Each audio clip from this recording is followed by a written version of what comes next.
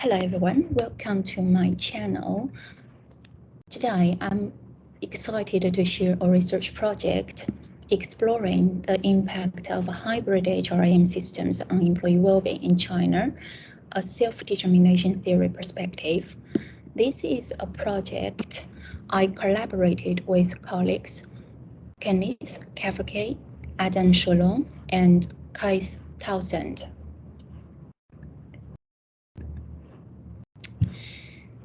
HRM is the heartbeat of every organization as it deals with the management of people and the organization of work. In the last decade, two central themes have come to the forefront in HRM research: contextualization and employee well-being. While there is ample evidence supporting the positive relationship between HRM, employee well-being, and organizational performance, there is a conspicuous gap in our knowledge when it comes to contextualize the HRM systems and their impact on employee well-being.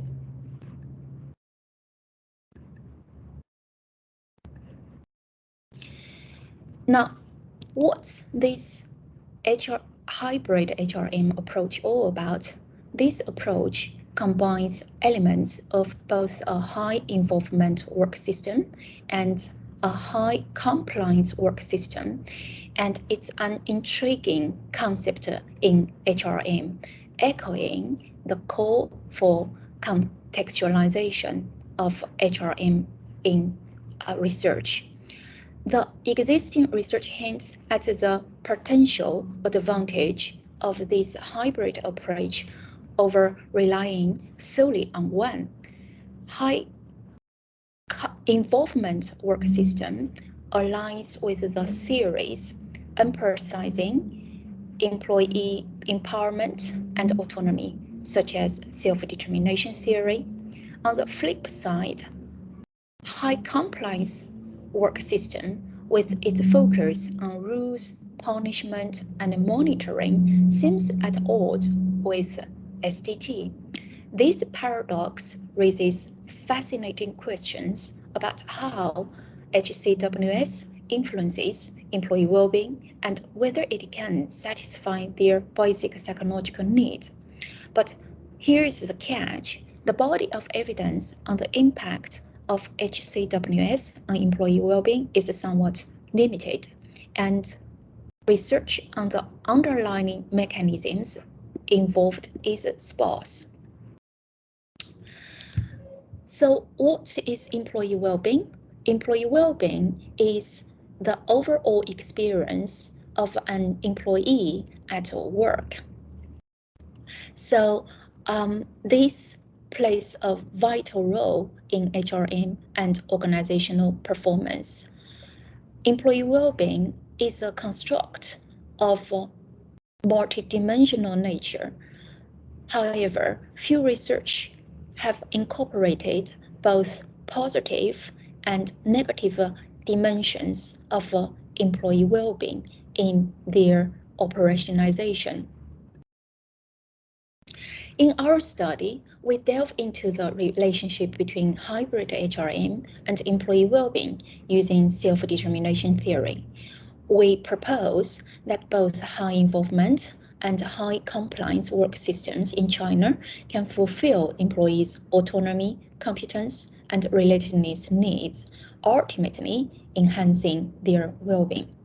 It's important to note that the relationship between high involvement work systems and employee well-being is well documented in both Western and Chinese literature, with notable reviews like the one by Pesce and van der Voort in 2016 underlining this point. Now, let's explore why high compliance work systems might also positively influence well-being. Consider China's high power distance culture, where hierarchical authority is widely accepted. In this context, control-oriented HR practices align with cultural norms and employee expectations. Specifically, concerning the need for autonomy, we argue that compliance HR practices establish clear work structures, reducing uncertainty and fostering a sense of autonomy within predefined boundaries. Regarding competence, compliance HR practices provide employees with structured training and guidance, facilitating the development of skills and competencies, thus satisfying their need for growth. In terms of relatedness, compliance HR practices emphasize teamwork, collaboration, and adherence to organizational norms, promoting a sense of connection and belonging among employees, fulfilling their need for social bonds. These highlights have been translated into hypotheses, visually depicted in the model on the left side. We used the survey method to collect the data to test our hypothesis. In total, 337 valid responses have been obtained. The sample consisted of 198 males and 139 females, with a mean age of 34.46 years. Most of the participants were married and mostly at least had an undergraduate degree. Here are the measures we used to assess different constructs in our model, and all the measures have achieved excellent reliability, which is reflected in high Cronbach's alpha. This table demonstrates the means, standard deviations, and correlations of key constructs and demographics in our study. As you can see, the key constructs are moderately or highly related to each other. And this figure presents how key constructs are related based on the path analysis. As you can see, all the hypotheses were supported except for the lost hypothesis on the interaction effect between the high involvement work system and high compliance work system. We are going to discuss the insignificance later. This research has several important theoretical, practical, and methodological implications. First, our study offers valuable insights to contextualize the theorization and empirical study of HRM, shedding light on its relationship between employee well-being in the specific context of China.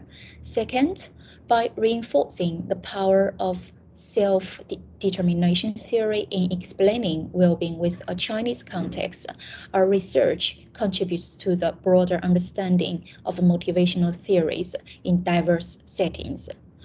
Practically, our findings indicate that high compliance work system is more prevalent than high involvement work system, and the results also show both are equally motivating and conducive to employee well-being. So the takeaway for manager is to consider implementing a high involvement work system to maintain a balanced approach and offer employees a more empowering work environment. Furthermore, our research underscores the importance of creating a need-supportive environment to boost employee well-being. Practically, this implies that organizations should strive to meet employees' basic psychological needs for autonomy, competence, and relatedness to enhance overall well-being. Methodologically, Our study confirms consistent relationship patterns in the multidimensionality of employee well-being. And regarding the insignificant interaction between the two HR systems, we suggest a need to assess the validity of the high compliance work system scale, as its brevity may impact its effectiveness in capturing relevant and meaningful relationships.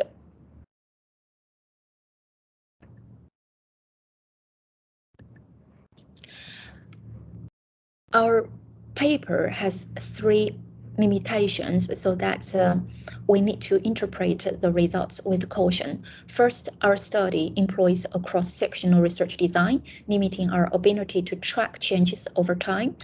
Second, all measures are subjectively rated by the same participants, potentially introducing common method bias. Last, data collection relies on convenience sampling due to time, administrative and financial constraints, which may affect the generalizability of the findings.